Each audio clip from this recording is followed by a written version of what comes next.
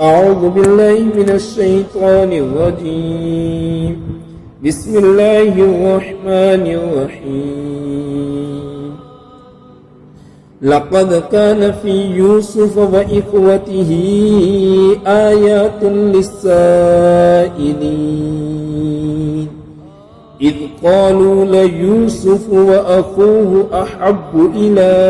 أبينا منا ونحن أصبة إن أبانا لفي ضلال مبين اقتلوا يوسف أو اطرحوا أرضا يخل لكم وجه أبيكم وتكونوا من بعده قوما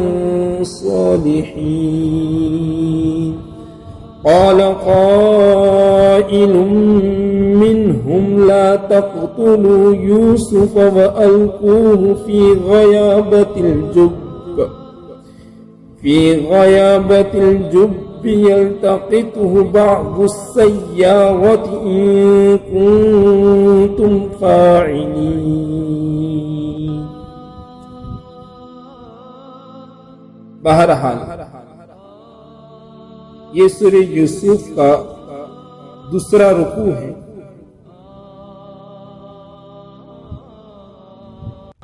یہاں سے اللہ تبارک و تعالیٰ سورہ یوسف کے متعلق بتلا رہے ہیں کہ اس واقعے کے اندر اور یوسف کے بھائیوں کے واقعے کے اندر سوال کرنے والوں کے لیے، سمجھنے والوں کے لیے بہت ساری نشانیاں ہیں. اللہ فرماتے ہیں لقد کان فی یوسف و اخوتہ آیات للسائلین، تحقیق کہ یوسف اور ان کے بھائیوں کے واقعے میں نشانیاں ہیں سوال کرنے والوں کے لیے بہت ساری. اگر اس واقعے کو صحیح معنی میں ہم سمجھ کر پڑھیں اور صحیح معنی میں اس کی تفاصیل کو دیکھنے جائیں تو ایک انسان کو زندگی کا جینے اور زندگی کے حالات سے کس طریقے سے ان حالات سے ہمیں بچنا ہے وہ تمام طور و طریق اس واقعے میں ہے. آگے فرماتے ہیں اذ قالوا ليوسف واخوه احب الى ابينا منا ونحن اصبة. حضرت یوسف علیہ نبی علیہ السلام کو ان کے والد محترم نے نصیحت کے طور پر کہا تھا کہ اے میرے پیارے بیٹے تو تیرے خوف کو تیرے بھائیوں کے سامنے بیان نہ کرنا. لیکن وہ اپنی کم عمری کی وجہ سے، مفسرین نے لکھا ہے کہ انہوں نے اپنی کم عمری کی وجہ سے اپنا اس خوف کو اپنے بھائیوں کے سامنے بیان کر دیا کسی موقع پر. تو بھائی اس خوف کی تعویل کو سمجھ گئے اور گھر کے اندر کے ماحول کو کہ یعقوب علیہ نبی علیہ السلام یوسف علیہ نبی علیہ السلام سے بہت ہی زیادہ محبت کرتے تھے. اور یہ محبت کرنے کی وجہ یہ نہ تھی، بعض انبیاء کے شان میں گستاخی کرنے والوں نے لکھا ہے کہ یہ محبت حضرت یوسف علیہ السلام کی گوری چمڑی کی وجہ سے تھی، نعوذ باللہ. بلکہ یہ محبت اس وجہ سے تھی کہ یعقوب علیہ نبی علیہ السلام اپنی دل کی آنکھوں سے بصیرت کے ذریعے پہچان لیا تھا کہ یہ کوئی جیسے تیسے معمولی انسان کا چہرہ نہیں ہے، یہ ایک نبی کا چہرہ ہے. ظاہری بات ہے جو خود نبی ہو اور اس کا بیٹا نبی ہونے والا ہو تو وہ نبی اپنے ہونے والے بیٹے نبی کو جتنی محبتوں کی نگاہ سے دیکھے. بعضوں مفسرین نے یہ لکھا ہے کہ اللہ تبارک و تعالیٰ نے یوسف علیہ نبی علیہ السلام کو بہترین شکل و صورت سے نوازا تھا، بہترین شکل و صورت سے نوازا تھا. حتیٰ کہ مفسرین نے لکھا ہے کہ جنت کے حور اور غلمان کی نعمت سے نوازا تھا. تو یعقوب علیہ نبی علیہ السلام اپنے بیٹے کے چہرے کے اندر جنت کے حور اور غلمان کے نذرانے کو دیکھتے تھے، اس لیے ان کے ساتھ محبت کرتے تھے. بعض مفسرین نے یہ بھی لکھا ہے کہ یوسف علیہ نبی علیہ السلام کی والدہ محترمہ کا انتقال ہو چکا تھا. حضرت بنیامین علیہ السلام کی ولادت کے موقع پر تو بنیامین کی ولادت کے موقع پر جب انتقال ہو گیا تو یہ دونوں بھائی دوسرے بھائیوں کے مقابلے میں چھوٹے تھے اور کمزور تھے، اور گھر کا ایک ماحول ہوتا ہے کہ گھر میں جو سب سے چھوٹا اور کمزور ہوتا ہے اس کے ساتھ سب کو محبت ہوتی ہے، اور یہ نبی تھے اور ان کی والدہ حیات نہیں تھی، اس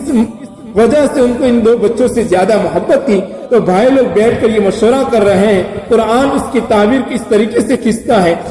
اِذْ قَالُوا لَيُوسُفُ وَأَخُوهُ أَحَبُّ إِلَىٰ أَبِينَا مِنَّا وَنَحْنُ عُصْبَةٌ، کہ جب انہوں نے کہا، یعنی یوسف علیہ السلام کے بھائیوں نے کہا